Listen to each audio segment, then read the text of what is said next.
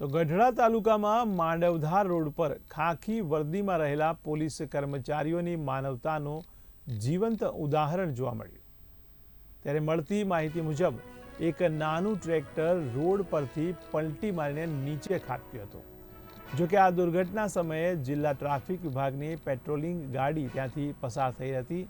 ત્યારે ટ્રાફિક પોલીસના જવાનોએ તાત્કાલિક આ સ્થિતિની ગંભીરતા સમજીને કામે લાગી ગયા હતા અને પોતાની ફરજ ઉપરથી ઉઠીને તેમણે આ ટ્રેક્ટરને બહાર કાઢવા માટે મદદરૂપ સાધનો અને સ્થાનિક લોકોની મદદ મેળવી તરત જ આ કામગીરી કરીને ટ્રેક્ટરને સલામત રીતે બહાર કાઢવામાં આવ્યું હતું।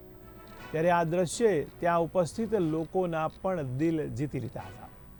ત્યારે લોકોની સુરક્ષા અને તેમની જીવન સાથે જોડાયેલ સાધનોને બચાવવા ટ્રાફિક વિભાગની આ સેવા ભાવનાને ગામના લોકો અને ટ્રેક્ટરના ડ્રાઈવરે પણ વખાણી હતી।